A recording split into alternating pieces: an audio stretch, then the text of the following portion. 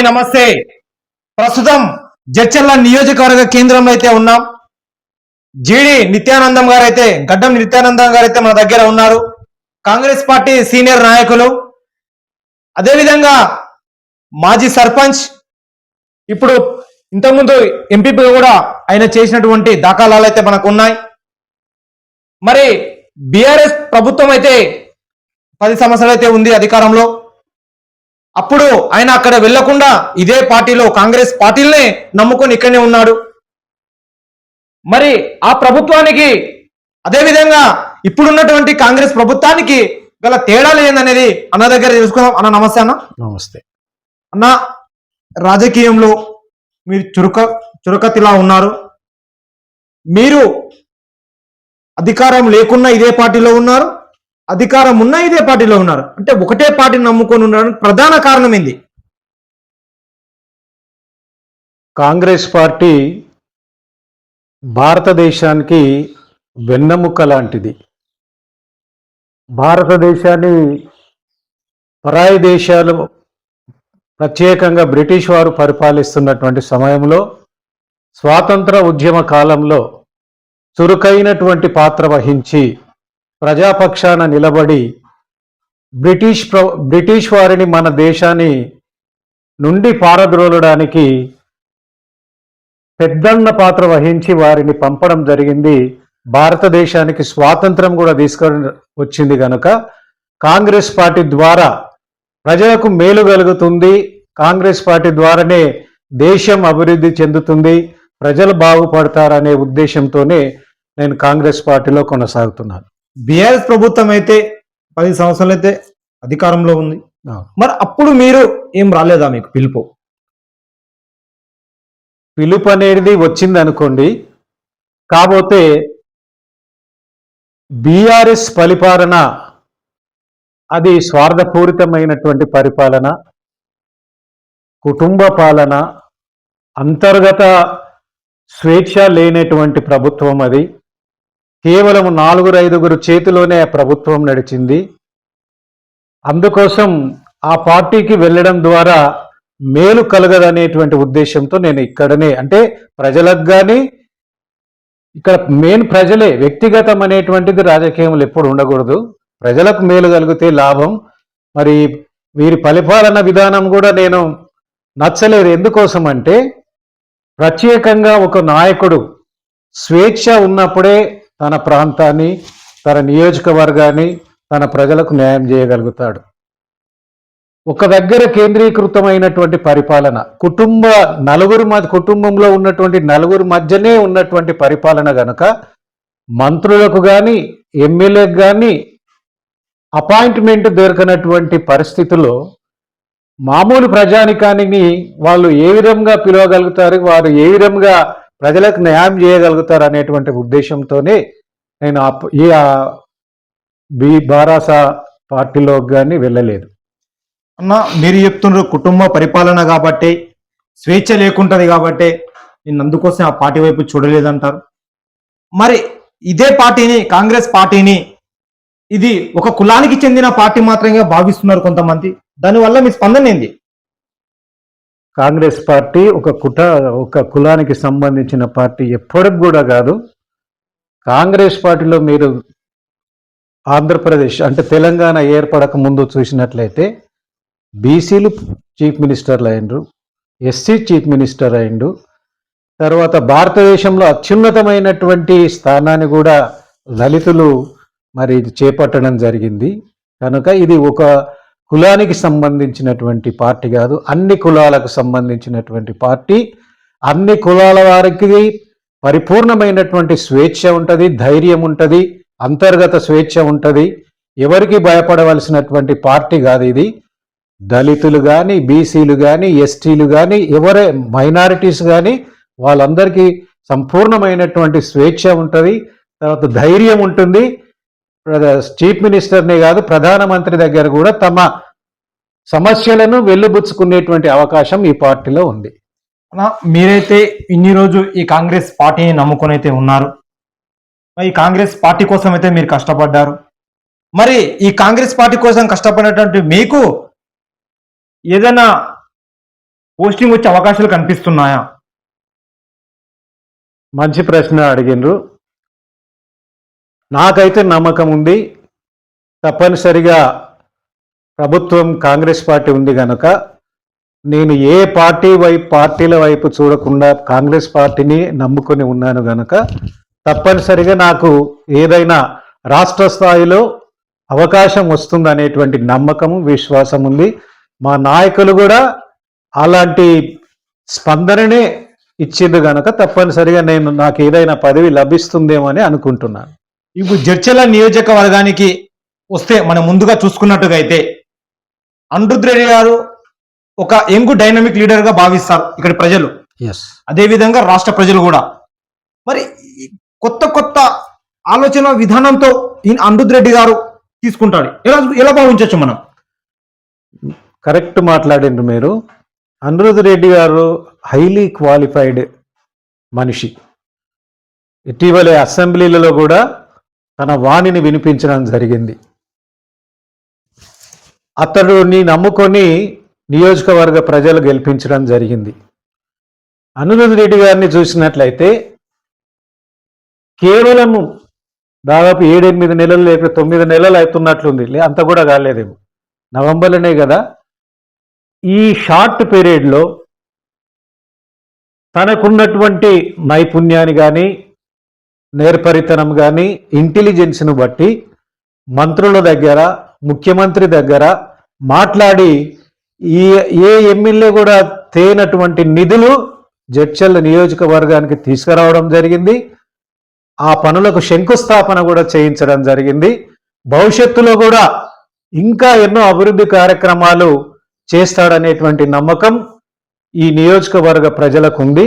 అంత మాత్రమే కాకుండా ప్రభుత్వ పరంగా కాకుండా స్వయంగా తాను నియోజకవర్గములో పర్యటిస్తున్నప్పుడు ఎన్నో సమస్యలు పాదయాత్ర చేయడం ద్వారా ఏ గ్రామాలలో, ఏ పల్లెల్లో, ఏ పట్టణాల్లో ఏ సమస్యలు ఉన్నాయి, విద్యా విధానం ఏ విధంగా ఉంది, వైద్య విధానం ఏ విధంగా ఉంది, ప్రజలు ఏ విధంగా ఉన్నారనేటువంటి దాన్ని పూర్తిగా అవగాహన చేసుకున్నాడు కనుక తాను స్వయంగా తన డబ్బును వినియోగించి ప్రభుత్వ పాఠశాలలో చదువుతున్నటువంటి పేద విద్యార్థులకు ఒక స్కూల్ డ్రెస్సు, తర్వాత సాక్సులు, తర్వాత షూ కూడా ఇవ్వబోతున్నారు. అది ఈ నెల 15-16 తారీఖులో నుంచి అది ప్రారంభిస్తున్నాడు. ఇప్పుడు అలాంటి నిర్ణయాలు ఎందుకు తీసుకుంటున్నాడు అనుకోవచ్చు? ఎలాంటి నిర్ణయాలు? స్కూల్ పిల్లలకే ఈ షూస్ లేకుంటాయి అనే అలాంటి నిర్ణయాలు ఉన్నాయి కదా, దాని మీద ఎక్కువ దృష్టి దేనికోసం పెట్టిన అనుకోవచ్చు. ఓకే, ఇప్పుడు అతడు కూడా ఒక ఉన్నతమైనటువంటి కుటుంబంలో జన్మించిండు. తనకు కూడా ఒక కొడుకున్నాడు. అందరు పిల్లలు కూడా నాలాగా చదువుకోవాలనో లేకుంటే తన కొడుకులాగా చదువుకోవాలనో ఆ ఉద్దేశంతో కనీసం ఈ పిల్లలకు ఈ షూస్ ఇవ్వడం ద్వారా వాళ్ళు ఒక మానసిక ధైర్యం అనేటువంటిది, ఒక సంతోషం అనేటువంటిది, ఆ వాళ్ళలో ఉన్నటువంటి న్యూనతా భావం కూడా తొలగించాలనేటువంటి ఉద్దేశంతోనే ఈ మొదటిసారి ఈ విధమైనటువంటి సహాయం వాళ్ళకు చేస్తున్నాడు. భవిష్యత్తులో ఇంకో సహాయం కూడా చేస్తాడేమో అనేటువంటి విశ్వాసం ఉంది. ఎందుకోసం అంటే ఎన్నికలు జరగక ముందు కూడా అతడు పాఠశాలలో 10వ తరగతి చదువుతున్నటువంటి చాలా మంది విద్యార్థులకు ఒక గైడ్ రూపంలో అన్ని సబ్జెక్టులు సమీకరించి ఒక మంచి పుస్తకాన్ని తయారు చేయించి వాటిని విద్యార్థులకు అందజేయడం జరిగింది. అన్నా, మీరు కాంగ్రెస్ పార్టీ సీనియర్ నాయకులు, మీకు ఒక విషయం నేను తీసుకువస్తా ఉన్నాను. ఎవరైతే కాంగ్రెస్ పార్టీ కోసం కష్టపడి రాత్రింబవళ్ళు కష్టపడినటువంటి వ్యక్తులు ఈరోజు బాధపడాల్సి వస్తుంది అనే వాదన వినపడుతుంది. అది ఎందుకోసము అంటే ఎవరైతే నిజాయితీగా పార్టీ జెండా పట్టినటువంటి వ్యక్తులు ఈరోజు ఎన్కి బెంచ్లో కూర్చున్నారో, ఏ పార్టీ జెండా పట్టుకోకుండా డైరెక్ట్ వచ్చినటువంటి వాళ్ళు ముందు వర్షంలో కూర్చున్నారని ఒక వాదన అయితే వినబడుతుందని ఇంతవరకు వాస్తవం. అది ఎక్కడ వినబడుతుంది అంటే టోటల్ తెలంగాణ రాష్ట్రం అనుకోండి. ఇలా ఇది దాని గురించి మీ అభిప్రాయం? ఇప్పుడు నాకున్నటువంటి అనుభవం మీద మాట్లాడుతున్నాను. పార్టీ అధికారంలోకి వచ్చింది కనుక చాలా మంది అంటే సీనియర్స్ నాలాంటి వాళ్ళు అనుకోండి, ఇంకా కొంచెం నాకంటే తక్కువ వయసు ఉన్న వాళ్ళు కానీ పెద్ద వయసు ఉన్న వాళ్ళు కానీ సాధారణంగా రాజకీయంలో ఏముంటుందంటే ముందు వరుసలో ఉండాలి, ఏదో అవకాశం తప్పనిసరిగా దక్కించుకోవాలి, ఏదో లాభం పొందాలి, లబ్ధి పొందాలి అనేటువంటి ఉద్దేశం సహజంగా ఉంటుంది. అది కాకపోతే ఒకటి ఏంటంటే తప్పనిసరిగా సీనియర్స్ యొక్క పాత్రను తప్పనిసరిగా గుర్తిస్తుంది, ఆ నమ్మకం ఉంది. ఎందుకోసం అంటే అధికారం వచ్చిన తర్వాత మనం ఏదేదో చేయాలని అనుకోవడం కూడా పొరపాటే. Slow and steady wins the race అన్నట్లు తప్పనిసరిగా న్యాయం జరుగుతుంది. ఆ ఆలోచన తప్పేమో అని అనిపిస్తుంది నాకు. ఇప్పుడు లోకల్ బాడీ ఎలక్షన్లు అయితే రాబోతున్నాయి కమింగ్ సూన్. మరి ఈ లోకల్ బాడీ ఎలక్షన్ లో ఎవరైతే కాంగ్రెస్ పార్టీ జెండా మోసినటువంటి వ్యక్తులకు ఈ ఎమ్మెల్యే గారు టికెట్లు ఇచ్చే అవకాశాలు కనిపిస్తున్నాయి? 100% అది కాంగ్రెస్ పార్టీలో ఉంటూ ఇతర పార్టీలకు వెళ్లకుండా కాంగ్రెస్ పార్టీని నమ్ముకొని ప్రజల్లో ఉన్నటువంటి వారికే సీట్లు ఇస్తారనేటువంటి నమ్మకం పూర్తిగా ఉంది. మాకున్నటువంటి అనుభవాన్ని కూడా జోడించి ఎమ్మెల్యే గారితో కలిసి తప్పనిసరిగా గెలిచేటువంటి వారికే, ప్రజల్లో అభిమానం, గౌరవం, పేరున్నటువంటి వాళ్ళకే టికెట్ ఇవ్వడం జరుగుతుంది. ఇంకొకటి, ఈ మహబూబ్ నగర్ చూసుకున్నట్టుగైతే ఒక ప్రత్యేకత ఉంది. ఇక్కడ ఉన్నటువంటి మహబూబ్ నగర్ ఉమ్మడి పాలమూరు జిల్లా బిడ్డ ఈరోజు సీఎం కావడం మీరు ఎలా చూస్తారు? అది మా అదృష్టం అని భావిస్తున్నాం. మహబూబ్ నగర్ జిల్లాను ఒక పేరుంది, వలసల జిల్లా, లేబర్ జిల్లా, కరువు జిల్లా అని. ఎందుకోసం అంటే మహబూబ్ నగర్ జిల్లాకు చెందినటువంటి, లేకుంటే పాలమూరు జిల్లాకు చెందినటువంటి అనేక మంది కూలీలు వేరే ప్రాంతాలకు, బొంబాయి, మహారాష్ట్ర, పూనా అట్లాంటి ప్రాంతాలకు వెళ్ళి పనులు చేసుకుంటున్నారు అనేటువంటి విషయం మనం చూస్తున్నాం. కాకపోతే ఈరోజు ముఖ్యమంత్రి గారు మహబూబ్ నగర్ జిల్లాకు చెందినటువంటి వాడే, ఇక్కడ ఈ జిల్లాలనే చదువుకున్నాడు, ఈ జిల్లాలో పనిచేసిండు, జిల్లా గురించి పూర్తి అవగాహన ఉంది. ఎక్కడెక్కడ ఏ ప్రాంతంలో లేకుంటే ఏ నియోజకవర్గంలో ప్రజలు ఏ విధంగా ఉన్నారు అనేటువంటి ఆలోచనకు అతనికి సంపూర్ణంగా ఉందనేటువంటి నమ్మకం అయితే అందరికి ఉంది. కాకపోతే మరి తన నియోజకవర్గానికి మంచి నిధులు, అంటే ఆ ప్రాంతంలో నీటి కొరత ఉంది కనుక తప్పనిసరిగా ఆ ప్రాంతంలో ఆ కొరతను తీర్చాలనేటువంటి ఉద్దేశంతో మరి చాలా అంటే అనుకున్న దానికంటే ఎక్కువ ఖర్చు చేయడం జరుగుతుంది. అదేవిధంగా మిగతా ప్రాంతంలో కూడా సరి అయినటువంటి నిధులు తీసుకొని వచ్చి మరి ఈ ప్రాంతానికి కావలసినటువంటి అభివృద్ధిని ఆయన తప్పనిసరిగా చేస్తాడనేటువంటి నమ్మకం ఉంది. గతంలో టిఆర్ఎస్ ప్రభుత్వం ఉన్నప్పుడు మీరందరూ కూడా తెలుసు, అక్కడ కరీంనగర్ జిల్లా, వరంగల్ జిల్లా అనుకోండి, కరీంనగర్ జిల్లా అనుకోండి, ఆ చుట్టుముట్టు ప్రాంతాలు, అంటే ఈ కేటీఆర్ గారు కానీ, మన కేసీఆర్ కానీ, కవిత కానీ, ఇంకా అల్లుడి పేరు హరీష్ రావు గారు కానీ, వాళ్ళు ప్రాతినిధ్యం వహిస్తున్నటువంటి నియోజకవర్గాలకు మిగతా జిల్లాలకు, మన జిల్లాలకు పోల్చుకుంటే అసలు ఆకాశానికి భూమికి ఉన్నటువంటి తేడా. మరి అది మా ముఖ్యమంత్రి గారు కూడా అది చూస్తున్నాడు. అంటే మా ఉద్దేశంలో ఏముంటుందంటే, వాస్తవంగా ఆలోచన చేసినట్లయితే, న్యాయంగా ఆలోచన చేసినట్లయితే, ఏ ప్రాంతం అయితే అభివృద్ధి చెందలేదో ఆ ప్రాంతాన్ని అభివృద్ధి చేస్తూ, తన జిల్లా కూడా వెనుకబడిన జిల్లా కనుక తప్పనిసరిగా ఈ సొంత జిల్లాకు న్యాయం చేస్తాడనేటువంటి పూర్తి నమ్మకం మాకుంది. ఇప్పుడు ఒక విషయం మీరు చెప్పాలనుకుంటే అనిరుద్ రెడ్డి గారి గురించి ఏం చెప్తారు? అనిరుద్ రెడ్డి గారు ఒక్క మాటలో చెప్పాలంటే is very dynamic leader, corruption లేనటువంటి వాడు, స్వార్థం లేనటువంటి వాడు, ముక్కుసూటిగా వ్యవహరించేటువంటి వాడు, ధైర్యంగా ముందుకు సాగేటువంటి వ్యక్తి. ఈ నియోజకవర్గాన్ని అన్ని విధాల అభివృద్ధి చేస్తాడనేటువంటి సంపూర్ణమైనటువంటి విశ్వాసం, నమ్మకం మాకుంది. ఎవరైతే ఆయనకు సమీపంగా ఉండి దగ్గరుండి గమనిస్తారో, నేను గమనించినాను కనుకనే ఈ విషయం చెప్తున్నా, చాలా ధైర్యంగా ముఖ్యమంత్రి దగ్గర కానీ, మంత్రుల దగ్గర కానీ, ఎవరి దగ్గర కానీ, ఈవెన్ రాహుల్ గాంధీ గారి దగ్గర కూడా వెళ్ళి మాట్లాడడం జరిగింది. అంటే ఆ డైనమిజం, ఆ తెలివితేటలు, ఆ ముక్కుసూటి, స్ట్రేట్ ఫార్వర్డ్నెస్, ఎవరికి భయపడ, ఎందుకంటే ఎవరు భయపడతారు? ఎవరో ఏదో ఏదో తప్పు చేసినోడే భయపడతాడు, కానీ తప్పు చేయనోడు ఎప్పుడు కూడా భయపడాడు. కనుక అనిరుద్ రెడ్డి గారు డైనమిక్ లీడర్, తప్పనిసరిగా జడ్చర్ల నియోజకవర్గం ఎంతో ముందుకు వెళుతుందా అనేటువంటి నమ్మకం మాకుంది. ఇంకొక విషయం, ఇప్పుడు అధికారం ఎవరైతే అధికారం ఉన్నప్పుడు ఒక లెక్క ఉంటారు, అధికారం వచ్చిన తర్వాత మరోలా ఉంటారని అంటారు. మరి ఇప్పుడు అధికారంలో ఉన్నాడు ఎమ్మెల్యే, మరి ఏమైనా మార్పు చెందిందా? అప్పుడు అధికారం లేనటువంటి అప్పుడు ఇలా ఉన్నాడు, ఇప్పుడే విధంగా ఏమైనా మార్పు కనిపిస్తా ఉందా? మార్పు అనేటువంటిది ఆయన పనులతనం గురించి, బిజినెస్ గురించి ప్రజలకు కొంచెం అంటే అందుబాటులో లేకపోవచ్చు. అసెంబ్లీ జరుగుతుంది, 2-3 సార్లు అమెరికాకు వెళ్ళడం జరిగింది కనుక కొంతమంది అపోహలు ఉండొచ్చు మా దగ్గరికి రావడం లేదని. కానీ మన దగ్గరికి రాకుండా మన అభివృద్ధిని కోరి, మన ప్రాంత అభివృద్ధిని కోరి ఎన్నో నిధులు తీసుకొస్తున్నారు. కనుక ఆ విషయంలో మనం అనిరుద్ రెడ్డి గారిని తప్పనిసరిగా అభినందించక తప్ప. అన్న ఇంకొక విషయం, ఈ బీఆర్ఎస్ ప్రభుత్వం ఇచ్చినటువంటి హామీలు నెరవేర్చిందనుకోవచ్చు? ఇది చాలా ఉపయోగకరమైనటువంటి ప్రశ్న. వింటున్నటువంటి వారందరూ కూడా తప్పనిసరిగా ఇది గమనించాలి. తెలంగాణ అనేటువంటిది ఎంతోమంది త్యాగాలు చేయడం ద్వారా, ఎంతోమంది ఉద్యమంలో పాల్గొనడం ద్వారా, ఎన్నో కుల సంఘాలు, అన్ని వర్గాల ప్రజలు ఈ తెలంగాణ ఉద్యమంలో పాల్గొని తెలంగాణ సాధించడానికి ఎంతో ప్రయత్నం చేయడం జరిగింది. చాలామంది, కొంతమంది ప్రాణాలు కూడా కోల్పోవడం జరిగింది.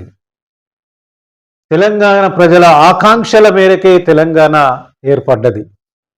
సోనియా గాంధీ వీటన్నిటిని దృష్టిలో పెట్టుకొని కాంగ్రెస్ పార్టీ నాయకులు కూడా వాళ్ళు చెప్పడం ద్వారానే తెలంగాణ మాట ఇచ్చింది, తెలంగాణ ఇస్తానన్నది, తెలంగాణ ఇవ్వడం కూడా జరిగింది.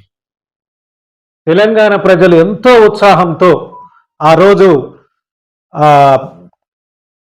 మన పార్టీ అభివృద్ధి చెందుతుంది, మన పిల్లలకు ఉద్యోగాలు వస్తాయి, మన జీవితాలు బాగుపడతాయి అని ఎంతో ఆశతోని తెలంగాణ ప్రభుత్వానికి ఓటేస్తే అధికారంలోకి వచ్చిన తర్వాత మరి పూర్తిగా పరిపాలన భిన్నంగా జరిగింది. ఒక దఫా అనుకుంటే 2 దఫాలు కూడా అవకాశం ఇవ్వడం జరిగింది. ప్రజల యొక్క కోరికల మేరకు, ప్రజల యొక్క ఆకాంక్షల మేరకు, ప్రజల యొక్క నమ్మకాల మేరకు మాత్రం ప్రభుత్వం పనిచేయలేదు. ఎన్నో ఎన్నికల మేనిఫెస్టోలో ఎన్నో విధాలుగా మరి హామీలు ఇవ్వడం జరిగింది. నిరుద్యోగ సమస్య తీరుస్తామని, ఇంటింటికి ఒక ఉద్యోగం ఇస్తామని, ఆ తర్వాత డబుల్ బెడ్రూమ్లు ఇస్తామని, ఈ విధంగా ఎన్నో పథకాలు చెప్పి కేజీ టు పీజీ ఉచిత విద్య ఇస్తామని ఎన్ని చెప్పినప్పటికీ కూడా ఏమాత్రం కూడా వాటిని నెరవేర్చలేదు, ప్రజలకు న్యాయం చేయలేదు. ముఖ్యంగా తెలంగాణ ఏరియాలో చాలామంది నిరుద్యోగులు ఉన్నారు. పీజీలు చదివి, బీఈడి, ఎంఈడి చదివి, పిహెచ్డీలు చేసినటువంటి ఎంతోమంది విద్యార్థులలో వాళ్ళ జీవితాలలో వెలుగు నింపుతుందనేటువంటి కొండంత ఆశ ఉన్నప్పటికీ కూడా మరి వాళ్ళ ఆశను నెరవేర్చలేదు. అదేవిధంగా కొన్ని జనాకర్షణ పథకాలు ప్రవేశపెట్టి, రైతు బంధు అనుకోండి, అంటే రైతుల కొంతవరకు మేలు జరిగినా అది సంపూర్ణంగా నిజమైనటువంటి రైతులకు జరగలేదు. ఉదాహరణకు 100 ఎకరాలు ఉన్నటువంటి రైతు ఇక్కడ రైతు అనడానికి రాదు. ఎంతోమంది రియల్ ఎస్టేట్ వ్యాపారంలో 100,000 ఎకరాలు సంపాదించుకున్నారు. అక్కడ వ్యవసాయం చేయకుండా 100,000 ఎకరాలకు కూడా రైతు బంధు స్కీమ్ వర్తించింది. ఫ్లాట్లు ఏర్పాటు చేసినటువంటి రియల్ ఎస్టేట్ వెంచర్స్లో కూడా ఆ ఓనర్స్కు రైతు బంధు వేయడం జరిగింది. నిజమైనటువంటి రైతు ఒక 5 ఎకరాలు కలిగి ఉండి, 5-10 ఎకరాలు కలిగి ఉండి వాస్తవంగా వ్యవసాయం చేస్తూ, ఎండుతూ పంటలు పండిస్తూ వాళ్లకు న్యాయం జరగలేదు అనేటువంటి విషయాన్ని నేను చెప్పదలుచుకున్నాను. అదేవిధంగా దళిత బంధు, బీసీ బంధు అని పెట్టడం జరిగింది. అది కేవలం బీసీలను, దళితులను దగ్గర చేర్చుకోవాలనే ఉద్దేశమే తప్పితే ఆ స్కీమ్ ద్వారా ఏ దళితుడు బాగుపడలేదు, ఏ బీసీ బాగుపడలేదు.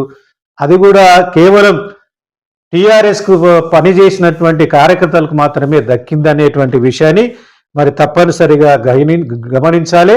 మైనారిటీ వెల్ఫేర్ అన్నాడు, మైనారిటీలకు ఏమి కూడా జరగలేదు. మైనారిటీ రిజర్వేషన్ అన్నాడు, ఆ రిజర్వేషన్ కూడా మరి జరగలేదు. ముఖ్యంగా ఒక విషయం గమనించాలి, తెలంగాణ ప్రజలంతా కూడా ఈ బీఆర్ఎస్ అధికారంలో ఉన్నన్ని రోజులు ప్రభుత్వ వ్యవస్థలు, ప్రభుత్వ సంస్థలు పూర్తిగా నిర్వీర్యమైపోయినాయి.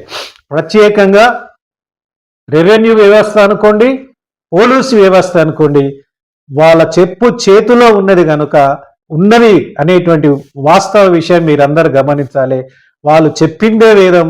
అధికారి ఎమ్మెల్యే కానీ, మంత్రి కానీ, ఇంకొకరు కానీ పోలీస్ స్టేషన్లో ఏది చెప్తే అదే జరిగింది, కానీ వాస్తవంగా ప్రజలకు న్యాయం జరగలేదు. ఈ 10 ఏళ్లలో చాలా మంది ప్రజలు తీవ్రమైనటువంటి అన్యాయానికి గురైనారు.